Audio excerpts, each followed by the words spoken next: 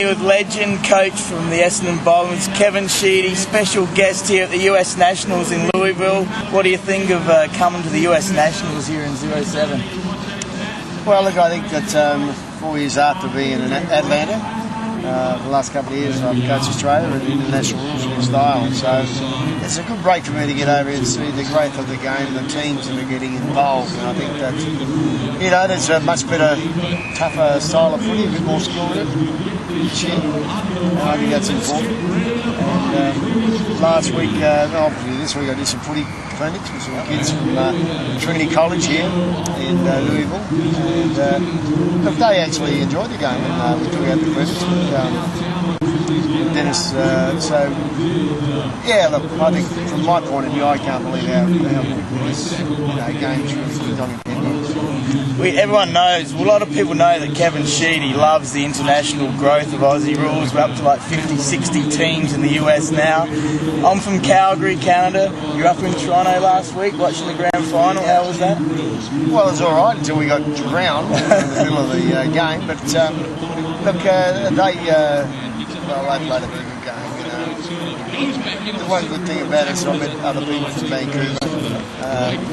Myk has done a lot of work in the schools over there, and I think that they'll have a very good side by the time they come out to play in Melbourne in 2008. So I think that I think the international series coming to Melbourne in 2008, North Wind, which is a Canadian team, and the American team is going to be obviously the Revolution.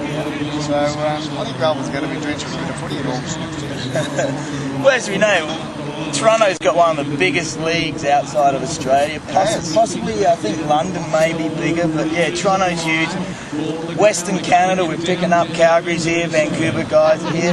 Now, you're a guy that's innovative. You've had players from Ethiopia, Japan, and people like that coming to train with you. Yeah, we've had American boys too. We've had 3 or 4 of them. Look, I think that's just important that you make sure you give every one of those young players an opportunity.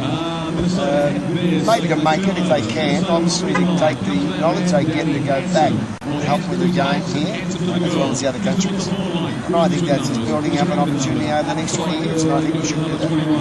And you obviously finished coaching the Bombers this year. You think you're going to stay as an AFL ambassador, or probably get back into coaching a year or two down the track? Or you're not sure? I'll just take a year off, time out. It's the first time, this is my first fortnight I've had off for 40 years where I can actually go and do something by myself without having to worry about being there for trade week, going into the trade, obviously the draft, starting planning, pre-season training, those sorts of things, trading players, you know. So that's been a good 2 weeks so far, and we head back to Australia in about a week's time. And like Aussie rules football is booming in Sydney and Brisbane.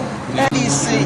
You like the way that Australian rules football has grown and the way it's changed, and obviously it's cleaned up. There's fighting's not tolerated in any league. Are you happy with the way Aussie rules have gone the last 10 years? Well, I think that's one of the impressive things here. I haven't seen any rough-out stuff at all. And most of the players realise they obviously work. You've got to get back to work, say, for Monday and Tuesday. To have 700, 800 people at the function last night, that's a lot of people from around America to turn on, obviously, talk football and announce their team of the decade, which is fantastic for a lot of people to put a lot of work in. Paul O'Keefe, these guys, Richard Mann, they're from Australia, and they've been working along, with Robert to make sure that in the end, that the players here, the American boys, have got an opportunity to learn about it. You need those sort of people at the top. That's Robbie Oliver to get things done. Now, the good thing about it is that more than half are obviously Americans. And that's what in Canada it's the same.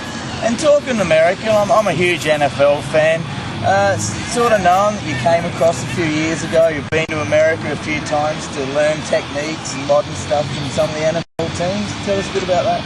Oh, well, I mean, obviously, 1974 is the first time I come here. I went down to Louisville, and obviously the hometown of Muhammad Ali. And of course, I've been down to his Hall of Fame, which is absolutely sensational. And I went out to have a look at the Kentucky Derby. Hall of Fame. So they're the sorts of things I want to learn, because you've got to when you come on away, you've got to take as much knowledge in and go back to Oz and share it. And I think that's important. So I've been coming in and out of America for over 35 years. Wow. Well, I'm a Bombers fan. I'm a Crows now, but always a Bomber. Honestly, one of the greatest moves I ever saw you made was moving Paul Weston to the forward lines in that last quarter of the 84 flag. I'm a South Aussie boy. Made you proud, did it? Oh, yeah, Stephen Copping, Paul Weston, like, great team. Vanderhaar, Madden. I mean, you won four premierships with Essendon. Tell us a bit about 84 and 85, beating obviously the Hawks were a legend team.